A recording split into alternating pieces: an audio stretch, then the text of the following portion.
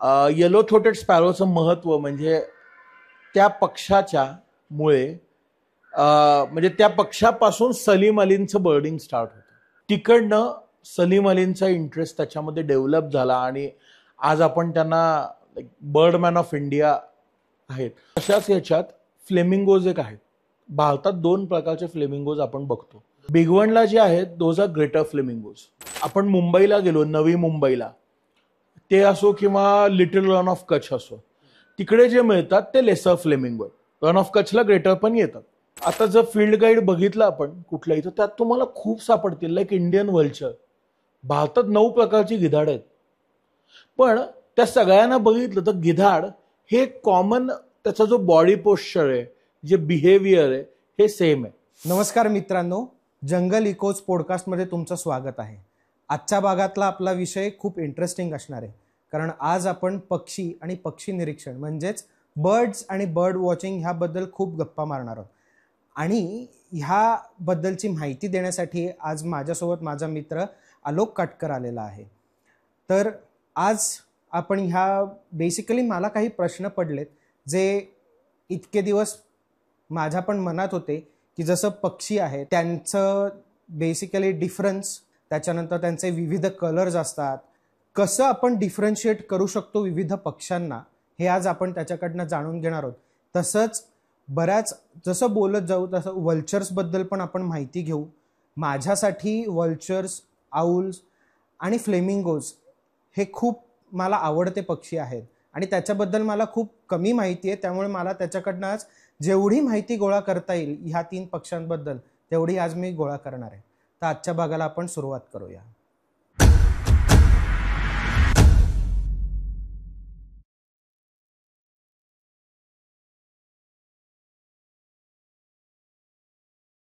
सर्वप्रथम आलोक, तुझं परत एकदा स्वागत. थँक्यू. आणि जसं मागच्या एपिसोडमध्ये आपण बोललेलो की पक्षी हा खूप इंटरेस्टिंग विषय आणि खूप मोठा विषय आहे, आणि त्यातून अजून इंटरेस्टिंग म्हणजे काय तर बर्ड वॉचिंग, की जे मला ज्याच्याबद्दल फार कमी ज्ञान आहे. ओव्हरऑलच पक्ष्यांबद्दल कमी ज्ञान आहे, पण आजकाल आत्ता हा पॉडकास्ट जसा सुरू झाला, विविध लोकांना भेटतोय मी आणि त्यांच्या बोलण्यातनं मला तो एक असा हळूहळू इंटरेस्ट जनरेट झालेला आहे की बर्ड वॉचिंग पण इंटरेस्टिंग आहे, पक्षी पण खूप इंटरेस्टिंग आहेत, नॉट ओनली फक्त वाईल्ड लाईफ ॲज सच असं. त्यामुळे आजकाल असं झालंय की कुठेही बाहेर गेलो की पक्ष्यांचे आवाज आले तर मी सोबत मित्र असतील तर अरे हा आवाज कोणाचा आहे, मग ह्याचं नाव काय, मग ह्याच्या प्रॉपर्टीज काय, की हा दिसतो कसा, ह्याचं ओव्हरऑल राहणीमान काय आहे, किंवा ह्याचं बेसिक इम्पॉर्टंट ॲस्पेक्ट्स काय, क्वालिटीज काय वगैरे, अशा प्रकारची माहिती गोळा करत असतो. अजून पुस्तकं वाचण्या एवढा अजून इंटरेस्ट नाही झालेला, किंवा तेवढा पेशन्स किंवा तेवढा अजून आलेला नाहीये, पण हळूहळू विचार चालू आहे की त्याच्याबद्दलचे पुस्तकं पण मी वाचायला सुरुवात करेन. तर आता ही फेज जशी माझी आहे तशी तुझी फेज कुठून सुरुवात झाली, बर्ड वॉचिंग आणि ओव्हरऑलच बर्ड फॅसिनेशन तुला कसं निर्माण झालं, याबद्दल तू आम्हाला सांगू. सो माझं बर्डिंगचा पहिला जो स्टार्ट होता तो होता भिगवणला 2014 साली. भिगवणला मी जस्ट एक सहज फ्लेमिंगो बघायचे साध्या भाषेत या इंटेन्शननी गेलो होतो, आणि तिकडे नॉट ओनली फ्लेमिंगोज, मग इव्हेंच्युअली बाकीचे पक्षी मी बघितले. तिकडनंच येताना कवडीपाटला थांबलो. सो त्या दिवशी माझं वॉटर बर्ड्सचं बऱ्यापैकी सायटिंग झालं. फ्लेमिंगोज असतील, गल्स असतील, टर्न्स असतील, हे वेगवेगळे पक्षी बघितले. त्याच दिवशी मला असं एक म्हणजे फॅसिनेटिंग झालं की मी आज एक दिवस बाहेर पडलो आणि माझ्यासाठी तो पहिलाच एक्सपिरियन्स. त्यामुळे एकदम आपल्याकडे एक 20-30 पक्ष्यांची एकदम लिस्ट झाली आहे, 20 पक्ष्यांची लिस्ट झाली आहे. फोटो त्यावेळेला माझा खरं सांगायचं तो उद्देश अजिबात नव्हता. मी बेसिक माझा किट लेन्स घेऊन गेलो होतो. सो फोटोपेक्षा बघणं हाच मेन त्याच्यात म्हणजे माझा उद्देश होता, आणि तो खूप अंशी अचीव झाला.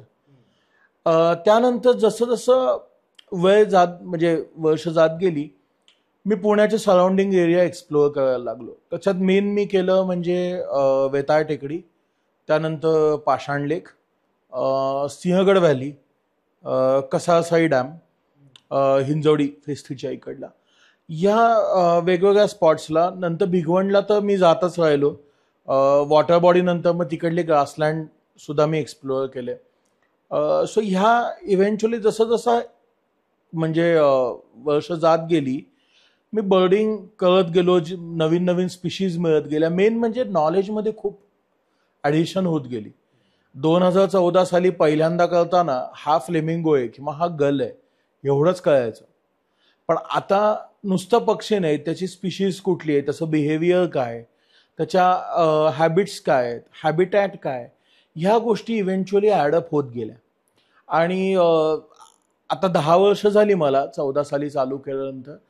आजही आय कॅन प्राऊडली से की दो मी वाईल्ड लाईफ करतो, पण माझं जास्तीत जास्त बायस, माझं लायकिंग हे बर्ड वॉचिंगमध्ये.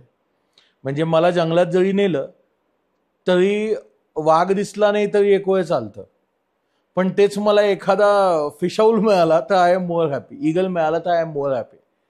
सो तसं माझं लायकिंग बर्डमध्ये इंटरेस्ट वाढत गेला. तू आता म्हणालास की 10 वर्ष तुला झाली की तू बर्ड वॉचिंग करतोयस आणि त्याच्याबद्दलचं तू नॉलेज घेतोयस अजूनही. आता मी सुरुवात करतोय, तर तू जेव्हा सुरुवात केलेलीस तेव्हा तुझ्या झालेल्या चुका, किंवा असं म्हणूया की तू कशा प्रकारे ते इन्फॉर्मेशन, त्याची सोर्सेस काय, कुठल्या सोर्समधनं तू इन्फॉर्मेशन गेन करत गेलास, किंवा तुझा ओव्हरऑल सुरुवात करतानाचा एक्सपिरियन्स.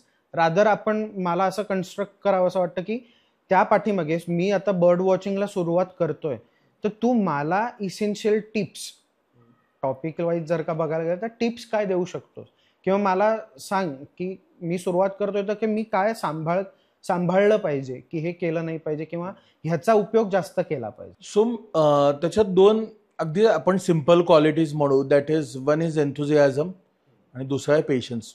कारण बर्डिंगमध्ये इन जनरल वाईल्ड लाईफमध्ये पेशन्स भयंकर लागतो, बर्डिंगमध्ये तर नक्कीच लागतो. एन्थुझियाझम कारण तुम्हाला बरेच डिस्टन्स एक्सप्लोअर करावं लागतं, चालावं लागतं, खूप मायनर मुवमेंट तुम्हाला कॅच कराव्या लागतं, बघावं लागतं. सो जितकं तुमचं इंटरेस्ट त्याच्यात जास्त असेल तेवढं तुम्ही अजून एन्थुझियास्टिकली या गोष्टी चालू ठेवता. या 2 क्वालिटीज झाल्या. मेन थर्ड जे म्हणजे मी जे मला वाटतं थोडं आधी करायला हवं होतं, मी जेव्हा पक्ष्यांचे बरेच फोटो काढले तेव्हा माझा अप्रोच असा होता की तेव्हा मी फेसबुक वापरायचो बऱ्यापैकी. तर फेसबुकवर एक ग्रुप होता, मला अजूनही नाव आठवतं त्याचं, आजही आहे तो ग्रुप. त्याचं नाव आहे ask IDs of Indian birds. तुम्ही तिकडे एक फोटो अपलोड करायचा, तुमचा लोकेशन द्यायचं, डेट द्यायची, आणि तिथं विचारायचं की हा आयडी कुठला आहे. आणि तिकडली जी काही एक्सपर्ट्स मॉडरेटर्स होते ते त्याच्यावर बर्ड आयडी टाकायचे. इव्हेंच्युअली मला छान वाटलं की हा पक्ष्यांचा आयडी तत्काळ मिळतोय आपल्याला. मग एक प्रश्न पडला की लेट्स से अगदी एक सिम्पल आपण टर्न्स म्हणू, एक रिव्हर टर्न आणि एक दुसरा आपण अजून एक टर्नची स्पीशीज जर घेतली तर त्याच्यामध्ये डिफरन्स काय आहे नक्की. तो मला नाव कळत आहे पण मला ते डिफरन्शिएट का झालं हे नाही कळत आहे. मग तिकडले काही मॉडरेटर्स होते जे त्याच्या खाली पॉइंटर्स लिहायचे की how did they differentiate between these two. पण त्याच्यापेक्षाही better approach is field guide. Field guide आहेत आपल्याकडे, सलीम अलीनी लिहिलेलं आहे. त्याच्यानंतर एक फील्ड गाईड आलं आणि ते आजही म्हणजे आपण म्हणू शकतो की ते बर्डिंगचं बायबल आहे. बर्ड्स ऑफ इंडियन सबकॉन्टिनेंट नावाचं. रिचर्ड ग्रिमेट, कॅरॉल इन्स्किप आणि टीम इन्स्किप यांनी मिळून तो डेटा कंपाईल केलेला आहे. बर्ड्स ऑफ इंडियन सबकॉन्टिनेंट म्हणजे जवळपास भारत आणि त्याच्याबरोबर पाकिस्तान, बांगलादेश, नेपाळ, भूतान, श्रीलंका, हे जे आपला जो सबकॉन्टिनेंट आहे त्यातले बर्ड स्पीशीज त्यांनी त्याच्यात कव्हर केलेले आहेत. वेल इलस्ट्रेटेड, सगळ्यांची ब्रीफ माहिती आणि कुठला पक्षी कुठे सापडतो हे त्याच्यामध्ये क्लिअर कट मेन्शन केलेलं आहे. काही वर्षांखाली त्याचं अजून एक आलं, दॅट इज इंडियन बर्ड्स. ते आहे ते पिक्टोरियल फील्ड गाईड. म्हणजे बर्ड्स ऑफ इंडियन सबकॉन्टिनेंट हे त्याच्यामध्ये इलस्ट्रेशन्स होते. नो डाऊट तुम्हाला त्यातनं सुद्धा आयडेंटिफिकेशन खूप सोपं आहे. पण पिक्टोरियल फील्ड गाईडचा फायदा असा की तुम्ही जे फोटो काढताय ते लगेच तुम्ही कंपॅरिझन करून शिकू शकता. त्या 2 गोष्टी खूप इसेन्शियल आहेत. म्हणजे तुमच्याकडं फील्ड गाईड हे असलंच पाहिजे, ॲटलिस्ट बर्डिंगच्या स्टार्टिंग फेजमध्ये तरी नक्कीच. एकदा तुम्ही त्या सराउंडिंगला अकस्टम झाला, तुम्हाला एकदा अंदाज आला की इथं साधारण कुठले पक्षी आहेत, मग एक वेळ लागणार नाही. पण लेट्स सी तुम्ही नवीन जंगलामध्ये गेलाय, नवीन हॅबिटॅटमध्ये गेलाय, तर तिकडे तुमच्याकडे फील्ड गाईड असलंच पाहिजे. अजून एक गुड प्रॅक्टिस म्हणजे एक डायरी आणि एक पेन. बऱ्याचदा काय होतं, नुसतं पक्षी नाही तर त्याचं एक तुम्ही रफ स्केच काढू शकता, जी सलीम अलींची प्रॅक्टिस होती. आणि त्याचे काही पक्षी बसला की तो काहीतरी बिहेवियर करतो, सो तुम्ही ते बिहेवियर नोट डाऊन करू शकता. फॉर एक्झाम्पल एक पिजन आहे, तर पिजनचा रंग काय होता, फीचर्स काय होते, you can note it down. So त्याच्यासाठी तो एक इसेन्शियल आहे. आणि थर्ड म्हणजे रेकॉर्डिंग डिव्हाइस. आता तर मोबाईलवर होऊन जातं. सो आणि मोबाईलवर एक ॲप पण आहे, कॉर्नल लॅब ऑफ ऑर्निथॉलॉजीचं मर्लिन नावाचं ॲप आहे. त्याच्यामध्ये तुम्हाला ऑल ओव्हर वर्ल्डचा बर्ड्सचा डेटाबेस मिळतो. सो तुम्ही आवाज रेकॉर्ड करू शकता पक्षाचा आणि त्याच्यात अपलोड करू शकता, तुम्हाला आयडी मिळतो. आता ह्या गोष्टी इतक्या इझी आहेत की तुमच्याकडे ते ॲप जरी असेल, you go in the surrounding and you get it, तुम्हाला इमिजिएटली पक्षाचा आयडी मिळतो. प्लस जसं मी म्हणलं की फील्ड गाईड असेल तर आणखीच उत्तम. तुम्ही काही वेळ मधला देऊन तिथे अभ्यास करू शकता त्याचा. आणि मला वाटते ती सुरुवात जी तुमची होईल दॅट विल बी हॉबी, एक आवड आहे आपल्याला म्हणून. नंतर जेवढं एक्सप्लोअर करत जाल तेव्हा लक्षात येईल की आता ते माझं पॅशन झालेलं आहे. म्हणजे तुम्हाला जसं आता तू म्हणलास की मी थांबलोय, मला पक्ष्यांचा आवाज आला, इमिजिएट हा कुठला पक्षी आहे. काही काळाने अशी फेज येईल की हा आवाज आला आणि तुम्ही म्हणू शकता हा व्हाईट ब्रेस्टेड किंगफिशर आहे किंवा ही टिटवी आहे, रेड वॅटर्ड लॅपविंग आहे. तर हे जे ट्रान्झिशन आहे ना ते खूप इंटरेस्टिंग आहे, कारण हा माझा पर्सनल एक्सपिरियन्स आहे. एक झाडावर पक्षी दिसलाय पटकन, आता वेळ नाही लागत, आपण त्याला कसं अरे ही चिमणी दिसते, तुम्ही पटकन म्हणू शकता अरे येलो थ्रोटेड स्पॅरो. सो हे ट्रान्झिशन किंवा हे जे ट्रान्सफॉर्मेशन आहे हे त्यासाठी नक्कीच काही वेळ द्यावाच लागेल. बट हा, पण जर तो वेळ नीट इन्व्हेस्ट केला तर जे रिझल्ट तुम्हाला मिळतील ते नक्कीच खूप चांगले असतील. तू चांगला पॉइंट आता इथे सादर केलास की हॉबी आणि पॅशन, की आता ह्याच्यामध्ये मी हॉबी अजून मला ते झालेलं नाहीये, पण मला एन्थुझियाझम आहे की पक्ष्यांबद्दलचं एन्थुझियाझम. ते दिसतात कसे, त्यांचे युनिक आवाज असतात वेगवेगळे. माझे बरेच मित्र आहेत की ज्यांचा हा छंद होता आणि तू म्हणाल्यानंतर आता त्यांचं ते पॅशन झालंय, की ऐकल्यानंतर लगेच नाव सांगतात की हे असं आहे. आणि मग मी फुल अवाक असतो त्या पॉइंटला की अरे एवढं कसं ह्यांना सगळं माहिती. त्यामुळे पण असं आहे की मला तो इंटरेस्ट आता हळूहळू सुरुवात झाली ह्या करायला.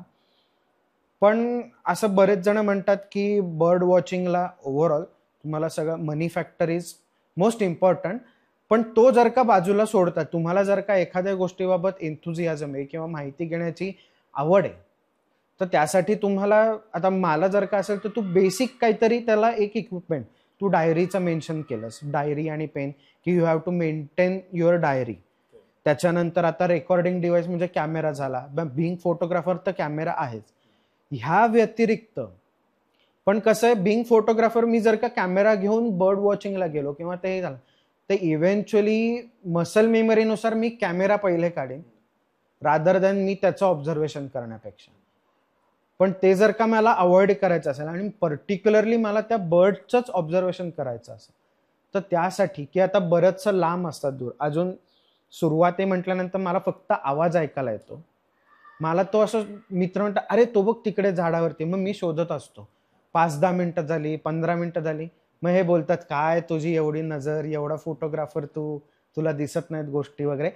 त्यामुळे अजून काय त्याच्यामध्ये बायनॉक्युलर हा मेजर डिफरन्स आहे की जो बायनॉक्युलर आणि कॅमेरा, की तुम्ही कॅप्चर करू शकता पण ऑब्झर्व बायनॉक्युलरने पण चांगलं करू शकता, असं माझं म्हणणं. सॉरी टू इंटरप्ट, याच्यात खूप चांगली आठवण करून दिली, मी विसरलो होतो सांगायला. बायनॉक्युलर खूप इसेन्शियल आहे, म्हणजे मला आता आश्चर्य वाटतं मी विसरलो कसं बायनॉक्युलर सांगायला. One of the most essential part is binocular. कारण कॅमेरा प्रत्येक वेळेला त्याच्यामध्ये मग बरेच टेक्निकल आस्पेक्ट आहेत की आता एवढी फोकल लेंथ पाहिजे, 250 mm 200 mm वर बर्ड खूप लांब येत नाहीये, त्याचा फोटो काढा, सेटिंग्स करा, खूप गोष्टी आहेत. ऑब्झर्वेशनसाठी बायनॉक्युलर सगळ्यात बेस्ट ऑप्शन आहे. त्याचाच थोडासा एक पाऊल पुढचा स्पॉटिंग स्कोप आहे जो जास्तीत जास्त तुम्हाला वापरात येतो जर तुम्ही ओपन लँडवर बर्ड वॉचिंग करत असाल. सो तो ट्रायपॉडवर माउंट करता येतो स्पॉटिंग स्कोप. वॉटर बर्ड्स असतील किंवा ओपन ग्रासलँडला असेल तर स्पॉटिंग स्कोप खूप कामाचा आहे, कारण तो एक स्टेशनरी ठेवून तुम्ही नीट ऑब्झर्वेशन करू शकता. जसं आता फ्लेमिंगोची एक कॉलनी आहे आणि तिथं काही मुवमेंट होतीये, तर त्याला तुम्ही स्पॉटिंग स्कोपला बघून तुमच्या लिजरनी व्यवस्थित ऑब्झर्व करू शकता. बायनॉक्युलर हा खूप क्विक पण सगळ्यात फिजिबल उपाय.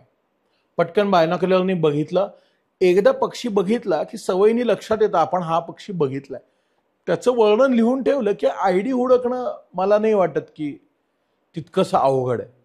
तुम्ही फील्ड गाईड थ्रू किंवा बाकीच्या सोर्सेस थ्रू तुम्ही आयडी म्हणजे त्याचा सर्च करू शकता. ते पण आता मला ह्याबद्दल अजूनही जाणून घ्यायचं आहे की जो डिफरन्स आहे की आधी डायरी मेंटेनन्स जो traditional more of a traditional way झाला आणि आत्ता जितक्या टेक्नॉलॉजी तू म्हणालास की एक ॲप आहे की ज्याच्यावरती you can record the voice और you can click the pictures and you get the IDs of different species आणि ओव्हरऑल इन्फॉर्मेशन तुम्हाला येतो. तर ह्याच्यातनं जसं टेक्नॉलॉजीमुळे इज झालेलं आहे, पण असं म्हणू शकतो की त्या इझी टू इन्फॉर्मेशन किंवा इझी ॲक्सेसमुळे असं कधी तुला जाणवलंय का की किंवा तू ते मिस करतोस का की मी बाहेर गेलोय, मी एक पक्षी बघतोय बराच वेळ झाला, मग त्याचं मी सगळं तो काय करतोय त्याचं बिहेवियरल पॅटर्नचं जे माझ्या निरीक्षणात आलेलं आहे ते तू लिहून काढतोयस, मग त्यानंतर पुढे बॅक ऑफ द माइंड आता जेव्हा तू त्या सगळ्या जुन्या डायरीज बघतोस तेव्हा तुझा तो एक डिफरन्स तुला जाणवतो का, किंवा काय लेवलला किंवा त्याची व्हॅल्यू काय आहे की मोर ऑफ अ ट्रॅडिशनल वेने सुरुवात करणं महत्वाचं का आता इझी टू ॲक्सेस इन्फॉर्मेशन असल्यामुळे यू कॅन डू की तू आत्ता गेलायस ते फक्त you have to download that particular app in your phone आणि मग तू असं हे करायचं. तू मला सजेस्ट काय करशील? सो मी आता तुला सजेस्ट करेन की तू ॲप थ्रू करू शकतोस.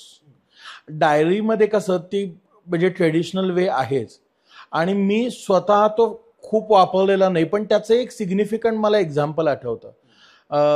मला जसं तसं बर्डिंगमध्ये इंटरेस्ट डेव्हलप होत गेला. मी काही वर्षांनी बॉम्बे नॅचरल हिस्ट्री सोसायटीमध्ये एक ऑर्निथॉलॉजीचा कोर्स केला होता. सो त्या कोर्समध्ये तोपर्यंत अशी सवय झाली होती ना की बर्डचा फोटो काढायचा आणि बिईंग अ फोटोग्राफर पहिला रिफ्लेक्स असा असतो की कॅमेरा घ्या आणि चालू करा, एक्सपोजर बरोबर आहे का, पक्षी छान मिळाला का, कंपोजिशन कसं आहे, एव्हरीथिंग. त्याच्यामध्ये पहिले 1-2 सेशन जेव्हा मी आउटिंग केलं मला असाइनमेंट्स मिळायच्या की ह्या वीकमध्ये तुम्हाला तुमच्या जवळपासच्या एरियात जाऊन 10 पक्षी रेकॉर्ड करायचे किंवा अशा काही असाइनमेंट्स असायच्या. तर त्यातले काही सेशन्स असे होते तेव्हा मी ठरवलं होतं की मी माझा जो मोठा लेन्स आहे तो अजिबात नेणार नाही, माझा छोटासा किट लेन्स घेऊन जाईन ज्याच्यातनं मी बर्डिंग चालू केलं, बायनॉक्युलर कॅरी करीन आणि एक नोटपॅड कॅरी करीन. ड्रॉइंगमध्ये तसंही माझा जरा हातखंडा म्हणूच नाही, अजिबातच नाही आहे. सो मी त्याच्यात कधी पडलो नाही, पण मी त्याचा उपयोग ऑब्झर्वेशन लिहिण्यासाठी केला.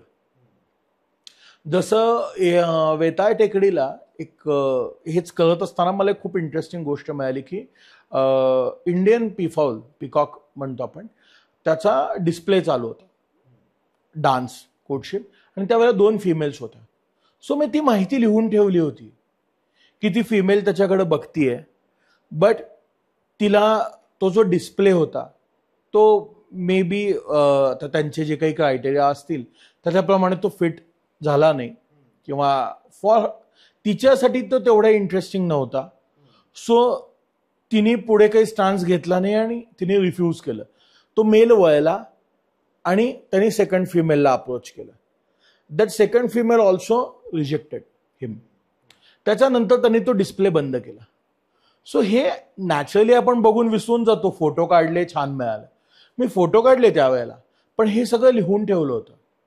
सो मला वाटतं की चित्र काढणं किंवा इलस्ट्रेट करणं म्हणून नाही, पण जर तुमच्याकडे एक डायरी असेल, बायनाक्युलर असेल आणि ॲप असेल तर तुम्हाला बर्ड्सचे आयडी आयडेंटिफाय करता येतात आणि मेन म्हणजे छोटे छोटे ऑब्झर्वेशन लिहून ठेवता येतात. जसं तू बर्डिंग जास्त एक्सप्लोअर करशील तुला कळेल की आता आपल्या बोलण्याच्या ओघात आपण त्याच्यावर टचडाऊन करूच टॉपिक्सवर, तेव्हा लक्षात येईल की पक्ष्यांचे काही वेगवेगळे बिहेवियर्स असतात, त्यांचं फूड असतं, खाताना ते काहीतरी एक ॲक्शन करतात, मेटला कॉन्टॅक्ट करताना बोलताना एक ॲक्शन करतात.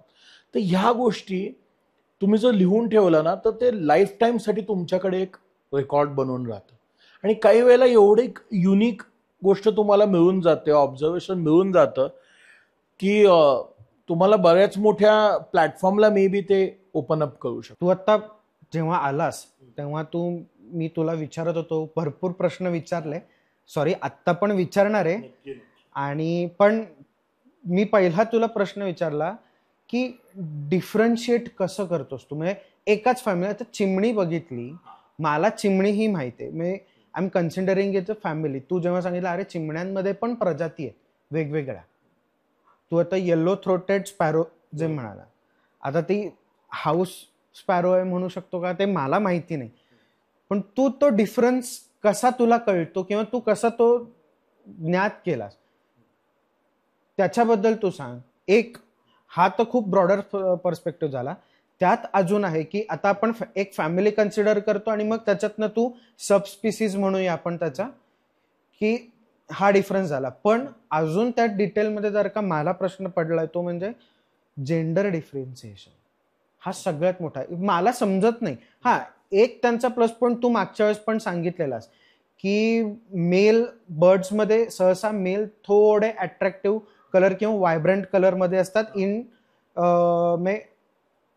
मादीच्या अगेन्स्ट, म्हणजे असं म्हणूया. किंवा तर तू मला त्याच्याबद्दल अजून आता इथे माहिती सांग की म्हणजे आपल्या दर्शकांना पण ती कळेल. सो आता मेन पक्ष्यांच्या स्पीशीज मधलं डिफरन्सिएशन, फर्स्ट इज सगळ्यात जास्त हे कशाने येतं तर जितके वर्ष ऑब्झर्वेशन, जितकं डेडिकेटेड ऑब्झर्वेशन तितकं एक इव्हेंच्युअली डोक्यामध्ये ना एक बँक बनते की पटकन असं फाईल कशी आपण काढतो तशी त्या फायलिंग तयार होतं. पण स्पॅरो चिमणीबद्दल बोलू आपण. चिमणीच्या बऱ्याच स्पीशीज सबकॉन्टिनेंटमध्ये, त्यातल्या दोन घेऊ आपण. एक आपल्याला कॉमनली दिसते ज्याला आपण चिमणी म्हणतो, हाऊस स्पॅरो. दुसरी that is yellow throated sparrow. त्याचं अजून एक नाव आहे दॅट इज चेस्टनट शोल्डर्ड पेट्रोनिया. आता आपण बर्डिंगचं बोलतोय तर मला वाटतंय हा मुद्दा सांगणं खूप ॲप्ट आहे ह्याला. येलो थ्रोटेड स्पॅरोचं महत्त्व म्हणजे त्या पक्षाच्या मुळे म्हणजे त्या पक्षापासून सलीम अलींचं बर्डिंग स्टार्ट होतं. त्यांनी लहान वयात शिकार म्हणून एक पक्षी मारला. तो पक्षी ते BNHS ला घेऊन गेले.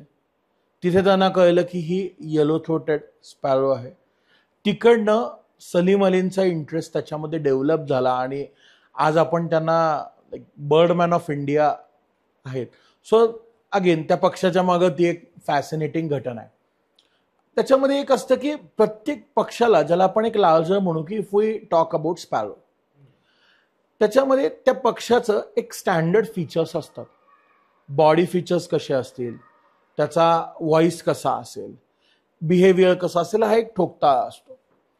त्याच्यानंतर त्याच्यामधलं डिफरन्सिएशन नावाप्रमाणे मोस्ट ऑफ द आपल्याकडे एक चांगले की जी नावं दिली गेलेली आहेत त्याच्यामध्ये त्या पक्षाचा बऱ्याचदा ती नावं त्याच्या दिसण्यावरून आहेत.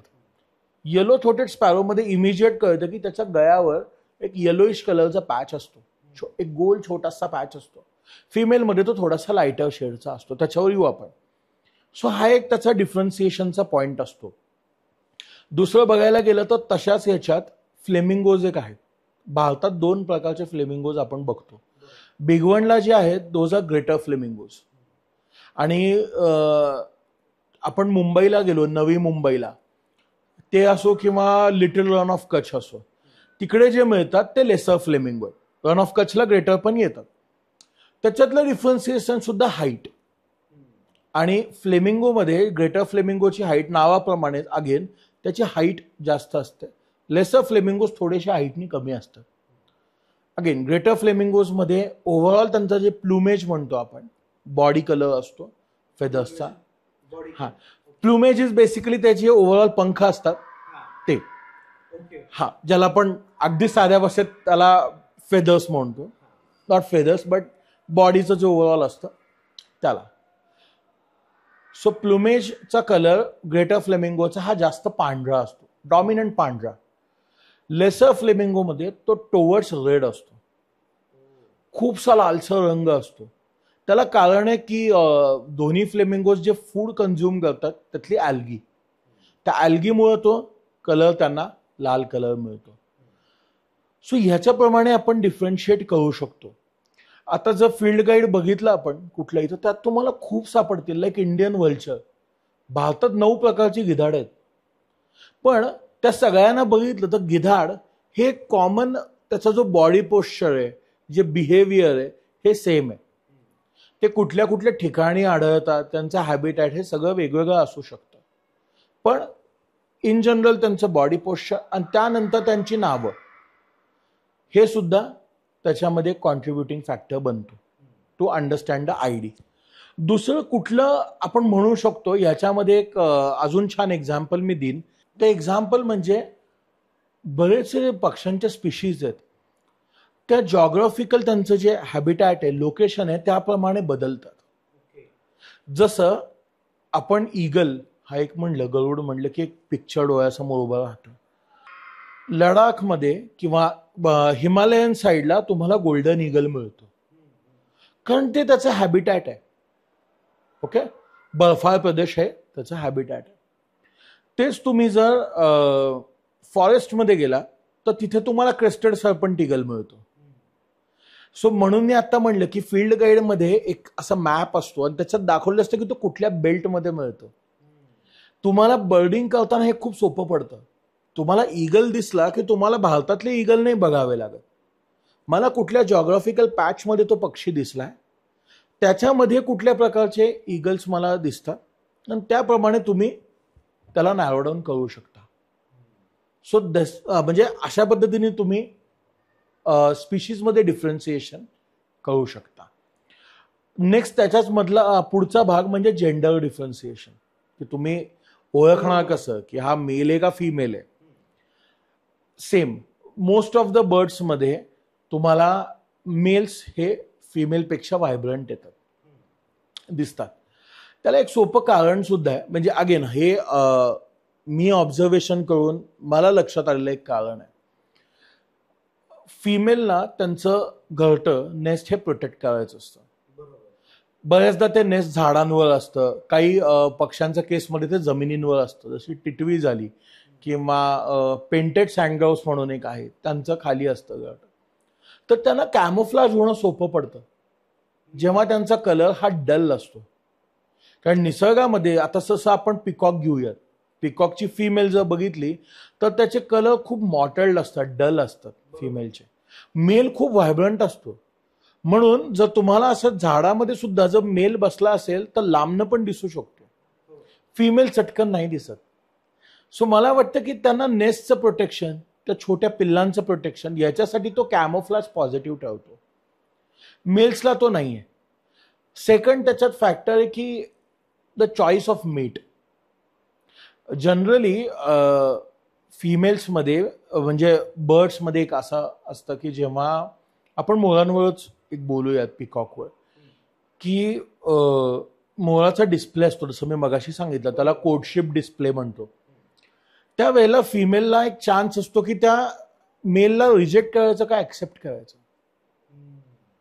सो ते प्लमेज, तो कलर जितका व्हायब्रंट तितका त्याचा जीन जास्त चांगला, आणि जीन जास्त चांगला मीन्स त्यांची जी पिल्लं होतील त्यांची सर्व्हायवल रेट किंवा ती जनरेशन पुढं जायचं जी पॉसिबिलिटी असते ती जास्तीत जास्त. जे आता अगदी आपण बायोलॉजीच्या क्लासमध्ये शिकलोय, डार्विनचा नियम, सर्व्हायवल ऑफ द फिटेस्ट, जे जंगलांमध्ये कॉमनली मिळतं, ह्युमन्समध्येही बघायला मिळतं. फिटेस्टचा अर्थ फक्त फिजिकल फिटनेस नाही, तर तो जीन पूल जो पुढे चाललाय तो सगळ्यात बेस्ट क्वालिटीचा आहे का. जनरली जर तुम्ही मोरांचे व्हिडिओ बघितले असतील तर एकदा पिसारा पूर्ण फुलवला की तो शेक सुद्धा करतात. बरोबर. ते ह्याच्याने दाखवतं की त्याचं जे स्ट्रेंथ आहे, फिजिकल स्ट्रेंथ ती किती आहे, कारण ते पूर्ण तो पिसारा हलतो. सो मेल जेव्हा जास्त अट्रॅक्टिव्ह असेल फिमेलपेक्षा, त्यांनाही इम्प्रेस करायचं असतं फिमेलला मीटिंगसाठी, आणि female gets a chance to choose. Correct. पण हे काही पक्ष्यांमध्ये झालं. आता काही पक्षी आहेत ज्यांच्यामध्ये कलर डिफरन्सिएशन नसतं, जसं आऊलमध्ये पटकन डिफरन्सिएशन कळत नाही अनलेस दोघं एकत्र बसलेत. त्याच्यात सुद्धा करायला एक ऑप्शन असा आहे की जनरली हे जे शिकारी पक्षी आहेत, घुबड झालं, काईट झालं, ईगल झाले, याच्यामध्ये फिमेलचा साईज हा मेलपेक्षा थोडासा मोठा असतो. तुम्ही जर आता विकिपीडिया किंवा बर्डिंगची बुक्स याच्यातही बघितलं तर वजनातही डिफरन्स आहे. फिमेलचं वजन हे मेलपेक्षा जास्त असतं. त्याच्यात आणखी एक मुद्दा येतो म्हणजे जेंडर डिफरन्सिएशन. तर जनरली त्याच्यात खूपसे जे पक्षी आहेत त्याच्यामध्ये डिफरन्सिएशन तुम्हाला त्यांच्या कलरवरनं कळतं येतं, प्लुमेजवरनं. जसं मॅक्झिमम पक्ष्यांमध्ये मेल हा फिमेल्सपेक्षा जास्त अट्रॅक्टिव्ह असतात दिसायला. हे तुम्ही बऱ्याच ह्याच्यात पाहिलं असेल. मोरांमध्ये त्यातल्या त्यात पिकॉक्समध्ये आपण हे खूप फ्रिक्वेंटली लहानपणापासूनच माहिती आहे, पाहिलेलं सुद्धा आहे.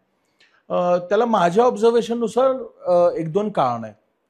त्यातलं पहिलं रिझन असं की फिमेलला जेव्हा ते मेलला चूज करतात त्यावेळेला त्यांची जी लुक असतो, पूर्ण कलर असतो, व्हायब्रन्सी असते, ती सजेस्ट करते की त्याचं जेनेटिक पूल, जीन पूल किती चांगलं आहे.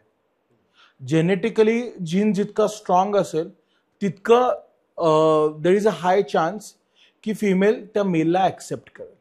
हा एक महत्त्वाचा मुद्दा असतो. म्हणून आपण बघितलं असेल जेव्हा पीकॉक डिस्प्ले करतात पहिल्यांदा फिमेल समोर ते डिस्प्ले करतात, जर नाही झालं तर ती फिमेल रिजेक्ट पण करते. दुसरी फिमेल असेल ती माईट ॲक्सेप्ट दॅट पीकॉक. त्याच वेळेला तर त्याचा जो पूर्ण पिसारा असतो त्याला ते स्लाइट शेक देतात. व्हिडिओमध्ये आपल्याला दिसतो, व्हायब्रेट होतो. तो एक फॅक्टर असतो. सेकंड, त्याच्यामध्ये फिमेलचा रंग थोडासा डल असायचं एक कारण म्हणजे फिमेलला नेस्टची काळजी घ्यायची असते पिल्लांची. जर कलर खूप व्हायब्रंट असेल, जसं पीकॉकचा कलर आपल्याला झाडीत जरी बसला असेल आपण लांबनं तो रंग ओळखू शकतो.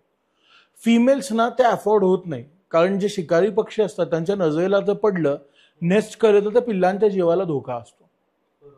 सो फिमेल चांगल्या पद्धतीने कॅमोफ्लाज होऊ शकतात. सेम येतं म्हणजे जे पक्षी जमिनीवर नेस्टिंग करतात, जसं पेंटेड सँडग्रूस म्हणून आहे, तर त्याचं मेल फिमेल जर बघितला तर मेलचं रंगांमध्ये एक ऑरेंज कलरचे, ब्लॅक कलरच्या छटा असतात, ज्या फिमेलमध्ये एक युनिफॉर्म कलर असतो. आणि तो एवढा ब्राऊन असतो की तुम्हाला जर गाडीने जाताना किंवा साईडला ग्रासलँडमध्ये जर असतील तर तुम्हाला ते पटकन कळतही नाही की तिकडे पक्षी बसलाय. इतक्या व्यवस्थित पद्धतीने ते कॅमोफ्लाज होतं. हा एक फॅक्टर आहे कलरचा, ज्याच्यावरनं तुम्ही मेल फिमेल ठरवू शकता. पण सगळ्याच केसमध्ये तसं ठरवता येत नाही. जसं शिकारी पक्षी जे आहेत, ईगल आहे, आऊल आहे, त्याच्यामध्ये तुम्ही डिफरन्सिएशन कसं करणार, कारण त्यात पहिल्यांदा बघितलं तर तुम्हाला मेल फिमेल डिफरन्सिएशन करता येत नाही. ते जर दोघं एकत्र फांदीवर बसले असतील किंवा एखाद्या स्पॉटला बसते असतील तर साईजवरनं डिफरन्शिएट करता येतं. शिकारी पक्ष्यांमध्ये एक पॅटर्न जर आपण बघितला तर फिमेल या मेलपेक्षा मोठ्या असतात. तुम्ही फील्ड गाईड, विकिपीडिया ह्या सोर्सेसवर चेक केलं तर अजून एक गोष्ट लक्षात येते की फिमेलचं वजन हे मेलपेक्षाही जास्त असतं. त्याला अगेन कारण तेच आहे, फिमेलला नेस्टची काळजी घ्यायची असते, पिल्लांना फीड करायचं असतं. म्हणजे फीड ॲज अ शिकार करून जे काय मीठ येतं ते त्यांना खाऊ घालायचं असतं. सो तो काळजी घेण्याच्या पर्स्पेक्टिव्हनी इट हेल्प्स. सेकंड असा असतो की नेस्टचं प्रोटेक्शन करता येतं. आणि मेल्समध्ये अगेन हाही जसे आता आज आपण बोलतोय तसं मी बाकीचे बर्डर्स असतात त्यांच्यासोबत जेव्हा बोललो त्याच्यामध्ये मला हा एक फॅक्टर लक्षात आला, चर्चेमध्ये बोलला गेला की मेल्सना शिकार आणण्यासाठी खूप डिस्टन्सला उडावं लागतं. सो त्यातल्या त्यात कमी वेट जर असेल तर it helps for a longer travel. So जर मेल फिमेल शेजारी म्हणजे 2 ईगल किंवा 2 आऊल शेजारी बसले असतील तर त्यांच्या साईज डिफरन्सिएशनवरनं तुम्हाला मेल आहे का फिमेल आहे हे डिसाईड करता येतं. त्यातल्या त्यात जे मोठं दिसेल that is female, slightly smaller is male. अशा पद्धतीने ते जेंडर आपण डिफरन्शिएट करू शकतो.